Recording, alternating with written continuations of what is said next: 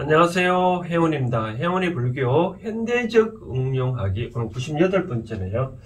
지난번에 예고해 드린다시피 오늘은 지난번에 8성도 중에 이제 중요한 탄생, 중요한 것 탄생, 출가, 성도, 열반에 대해서 각각 설명해 드린다는데 했는데 오늘은 그 탄생에 대해서 설명해 드리고자 하고요.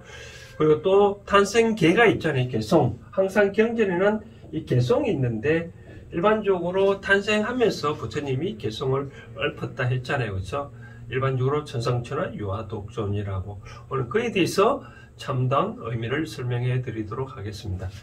그 통상적으로 부처님의 그 탄생에 관계되는 그 경전에 보면 이 여러 가지 경전이 있는데 대표적인 것이 뭐가 있냐면 수행 봉기경이라는 경이 있습니다. 수행 봉기경이라는 경이 있는데 이 경을 읽어보면 이 경에서 각종 그림을 벽화를 그린 것 같은데 이제 우리가 호명보살이 이제 부처님이 전생에서 많이 수행을 닦고 드디어 이제 이 도솔천에서 천하의 세계, 즉 땅 세계, 땅 위의 세계로 이제 내려간다고 했을 때 어느 몸에 태어나기 좋을까 미리 다 조사를 해보니까 남자는 정반응, 어머니는 이제 마야 분이를 딱 좋다 해가지고 이제 코끼리 타고 이제 왔잖아요. 그죠? 코끼리 타고 내려와서 마야 부인이 이제 옆구리로 들어가는 갈빗 사이로 들어가는 이런 경전의 내용이 나오고 그러고 난 다음에 이제 이 마야 부인이 이제 꿈을 꾼 내용을 정반응한테 얘기를 해보니까 정반응은 이제 그런 얘기를 이제 점쟁이한테 불러서 얘기를 들었잖아요. 그죠? 이 꿈 내용이 뭐냐라고 얘기를 하니까 나중에 어떤 애가 태어났는데 얘가 이 수행을 하게 되면 만일 따를 것이고 자기가 왕을 이으면 뭐 인도 전체를 통치한다 그런 이상한 그런 꿈풀이를 해줬다 했잖아요. 그리고 난 다음에 이제 산딸이 다가와서 인도에서는 그렇답니다. 그 옛날에부터 그 출가를 하게 될 때 친정에 가서 애를 놓는 그런 풍습이 있대요. 그래서 마야 부인이 이제 옛날 자기 왕국을 가다가 산길을 느껴서 이제 동산에서 무수나무를 가지를 잡고 있으니까 이제 부처님이 태어났다라고 했잖아요. 그렇죠? 이런 대목이 나오는데 그럼 여기서 제가 하나 말씀드리고 싶은 사항은 제가 언젠가는 그런 얘기를 했잖아요. 인간의 육체가 태어나는 과정을 보면 제가 그런 말을 했잖아요. 일단 애가 태어난 순간에 우주에서 사람 몸에 6,600로 어떤 혼이 들어온다 했잖아요. 혼이 들어오다 보니 그 공중에서 6,600로 몸속에 들어올 때 그 기가 딱 들어올 때 이 기하고 몸속에 마주칠 때 애가 이제 운다고 했잖아요. 그리고 이제 다 들어오면 행글행글 운다는데 그럼 부처님 경전하고 좀 차이가 있잖아요. 부처님 경전은 이미 이 하늘나라에서 흰 코끼리 타고 이제 이미 점지해 왔다 해가지고 마야분이 옆구리 속에 들어갔다가 있잖아요. 팔상도 내용을 보면. 근데 저는 이렇게 뭐 6,600km 기가 태어날 때부터 이렇게 왔다고 얘기하잖아요. 그렇죠? 물론 좀 상충하는지는 모르지만 신에 관계된 얘기를 들어보면 얘기를 한대요. 100일까지는 아무 천상에서 자극이 없다가 100일 지나면 이제 인간의 몸에 이 혼이 들어오기 위해서 출발을 한대요. 출발을 해서 딱 아까 제가 말한 대로 애가 탄생하는 순간에 이 몸속에 혼이 들어간다. 6,600km 들어간다 라고 얘기를 한대요. 근데 부처님은 아까 말씀드린 대로 벌써 이 100일째 출발한 게 아니라 이미 벌써부터 출발해가지고 부처님 몸속에 들어갔다라고, 좀 마야 부인의 몸속에 들어갔다 했잖아요. 그죠? 물론 100일째 출발을 했는지 모르겠지만, 이렇게 어찌됐든 간에 경전에 나오는 얘기나 제가 한 얘기는 거의 비슷한 것 같아요.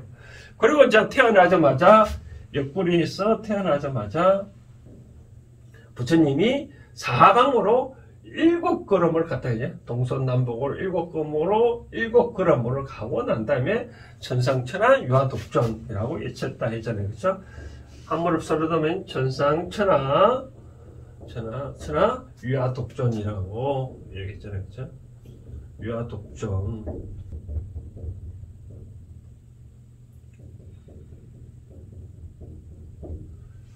이거를 읽어보면 천상천하 하늘 아래 오로지 내가 홀로 존귀하다라고 얘기를 이런 뜻이잖아요. 그래서 이제까지 여기 있는 뭐 불자들은 다 아는데 이 천상천하 유화독존 요 글귀 갖고 뭐 선방에서는 여러 가지 화두로 삼고 있다고 그렇다고 한답니다.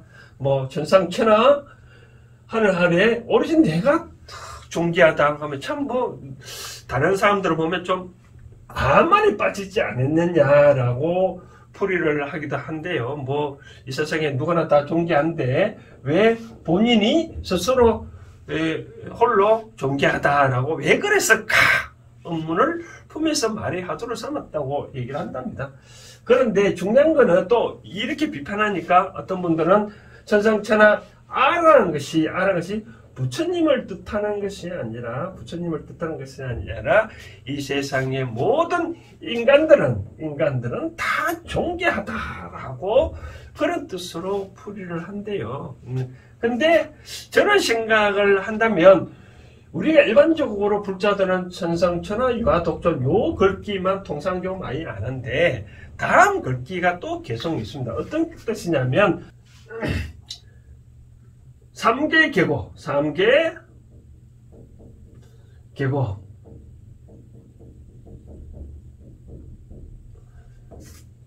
아당 안지라 이런 글귀가 있습니다. 뭐냐면 3계, 색계, 욕계, 무색계가 계고 모두가 다 고통이다. 내가 마땅히 아당안진 내가 마땅히 편하게 하니라. 저 부처님이 이 땅에 오실 때 천마아디에 한 말씀이 천상천하 하늘 아래 내가 유일한 존귀한 분이 존귀분으로 탄생했기 때문에 상계가 그 탄생해서 내려와다 보니 상계가 다 고통이다. 그러니 내는 마땅히 이렇게 편안하게 하기 위하다라고. 그러니까 부처님께서는 내가 이 땅에 온 목적이 홀로 유일한 존귀한 분이라고 해서 내가 나온 게 아니라 상계가 다 어떻게 해요? 이 고통의 속에 있으니 내가 이것을 편안케 하기 위해서 부처님이 이 땅에 오신 거다라고 말한 것 같아요. 그러면 이 천상천하 유화독존의 진정한 의미는 무엇일까? 저는 나름대로 그런 생각합니다. 물론 아가 이렇게 해석을 해본다면 아는 무조건 부처님이겠죠. 그렇죠? 부처님이겠죠. 내가 천상천하 유일한 내가 세상에 이 고통이 다 빠져있으니 내가 반드시 편하게 하리라 라고 말씀을 한 거죠. 그렇죠? 그런데 이걸 갖고 다른 사람은 또 그런 얘기를 하더라고. 이 성경에 보면 예수를 통하지 아니하면, 즉 메시아를 통하지면 하늘나라에 갈 수 없다라고 그런 성경이 구절이 있는데, 불교도 이한 문구 때문에, 유화독존의 문구 때문에 너무 거기에 신께식에 빠지지 않냐라고 얘기를 하는데 그렇지 않냐는 것 같아요.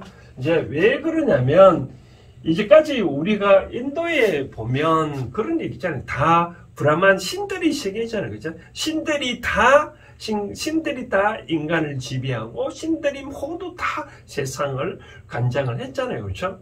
그런데 부처님이 이와 같이 내가 태어나가 보니까 신들이 관장하는 이 세계가 다 고통이라는 거죠. 물론 이 3계를 좀 정확하게 다시 해석해 낸다면 통상 우리가 욕계, 색계, 무색계로 통상 나누는데 욕계란 말은 우리가 탐이 많은 세계, 쉽게 말해서 우리가 지옥으로부터 지옥으로부터 천상까지 육도 윤회를 세계라는 것을 욕계를 한답니다. 그래서 맨 처음에 지옥, 축생, 아수라, 뭐 섭생, 인간, 천상계를 나오는데 그런 세계를 육도의 세계를 욕계를 하고 색계는 이해가 천상에 갔지만 아직까지 미진하게나마 진이 즉 진, 어리석음이 남아있는 진노하는 그 약간의 분노함 그런 세계에 있다는 무색계는 이와 같이 진노도 없고 바로 무아의 세계 그런 세계라고 하죠.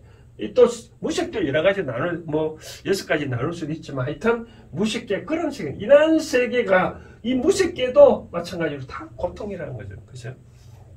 그냥 이렇게 고통에 빠져 있다 보니 이제 부처님께서는 내가 편하게 하기 위하다라고 말한 것도 보면 저는 이렇게 생각합니다. 부처님은 절대 뭐 예수처럼 내 아니면 안 된다는 게 아니라 내가 이제까지는 브라만 신들이 다루는 그런 세계가 다 고통에 빠졌으니 내가 한번 이 세상을 다 않게 즉 내가 마땅히 편하게 하겠다라는 그런 포부를 가지지 않겠냐라고 생각 들고요. 또 그런 생각이 듭니다. 과연 그러면 뭐 부처님이 생각을 하신 이런 얘기를 했다는데 과연 그 태어난 애가 과연 7걸음을 걸을 수 있을 거고 또 이같이 이 말을 할 수 있을까? 그에 대해서 뭐 이상하다고 말씀 계시는데 사실 그처럼 모든 그런 설화잖아요. 설화가 있을 수 있잖아요. 설화에 대한 의미도 살펴봐야 되겠죠. 예를 들어서 뭐 예수도 뭐 마리아에서 태어났는데 그 남녀 관계 안 하고도 태어났다 하잖아요. 다 설화잖아요. 또 우리 또 당군 신화도 보면 뭐 곰이 호랑이와 같이 뭐 이 3가지를 돌고 100일 동안 기도하는데 호랑이는 못 참고 곰만 남아가지고 드디어 그 사람으로 변했다. 그런 게 있잖아요. 그거 다 있으란데 그걸 설화를 보면 뭐 곰을 숭상하는 민족과 호랑이 숭상하는 그 민족 간에 싸움을 하다 보니 결국은 호랑이에 대해 숭상하는 민족은 퇴근하고 곰을 숭상하는 이 민족만 남았다. 그래 여러 가지 해석도 할 수 있잖아요. 그렇죠? 마찬가지로 부처님도 이렇게 하는 것은 아마 후세 사람이 부처님께서는 우리 곁에 온 목적은 다 이 세상에 고통 빠져 있는 우리 중생들을 구제하기 위해서 오신 거다고 우리가 후세 사람들이 이렇게 뭐라고요? 그렇게 어떤 설화, 즉 말로 어떤 미화시킬 수도 있었던 이야기겠죠. 그렇죠?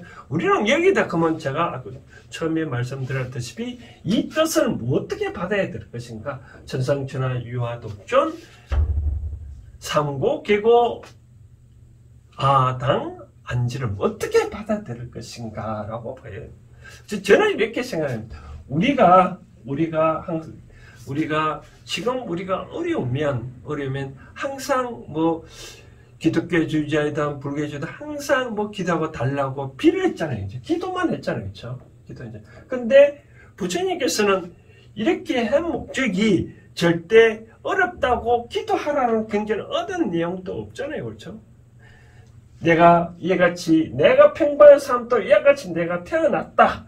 내가 이렇게 태어나서 출가를 하고 수행을 하고 성도를 하고 깨닫고 점점 전도를 하고 이와 같은 모습을 보여준 것은 중생들도 이와 같이 어려움은 어디까지나 고칠 수 있다. 이러한 원대한 포부가 있으면 언젠가는 그런 고통의 바다에서 벗어날 수 있다는 것을 보여주기 위한 메시지 않겠냐. 그러면 우리 불자들은 이제는 이와 같이 기도할 것이 아니라 내가 과연 이와 같이 부처님처럼 큰 뜻을 안고 내 주위 사람들한테 편하게 한 것이다. 내가 주위에 온통 주위 다 둘러보니 어떻게 했다고요? 다 요즘 보면 다 어렵잖아요. 근데 부처님 그분들한테 어렵다 해가지고 주위 사람들한테 물질적으로 준 건 아니잖아요. 본인이 깨달으신 바 내용을 하나하나 그 사람들 문답을 통해서 하나하나 왜 당신이 어려운 이유를 하나하나 풀어나간 거죠. 그 중에 하나가 제가 맨날 이제 얘기하는 것 중에 그런 얘기가 제가 해드린 바 있는데, 어떤 사람이 중생이 이제 막 울고 있더라는 거예요. 이제 왜 울고 있냐 하니까 부모님이 돌아가셨다고. 그래서 이제 부처님, 그럼 좋다. 네가 온 동네에 가서 10집만 죽지 않는 집에 가서 살을 한 톨씩 얻어오너라. 그럼 내가 너희 부모를 살려주겠다. 라고 하니까 그 사람이 온 동네에 가보니까 죽지 않는 집안이 없다는 거죠. 그래서 결국 살을 못 얻을고 집에 왔으니까 부처님이 그런 말을 했다고 하죠. 야, 이봐라. 사람은 누구나 태어나면 반드시 사가적 죽음이 있는데 왜 너는 이렇게 어리석게 그게 슬픔에 빠져 있느냐라고 제가 그렇게 말하고 그 사람을 이제 깨닫게 해줬잖아요. 그렇죠? 그처럼 우리 부처님이 이와 같이 이렇게 행동던 뜻은 이 세상에 내 주위를 한번 둘러봐라. 다 어렵지 않냐? 그러면 저 사람들을 내마저 나와 같이 여러분들도 한번 편하게 할 수 있는 그런 운을 씌워봐라. 지금이라도 늦지 않다는 것을 강조하기 위해서 이렇게 말씀 탄생의 개성으로서 말씀을 했지 않았을까라는 게 저희 회원의 생각입니다.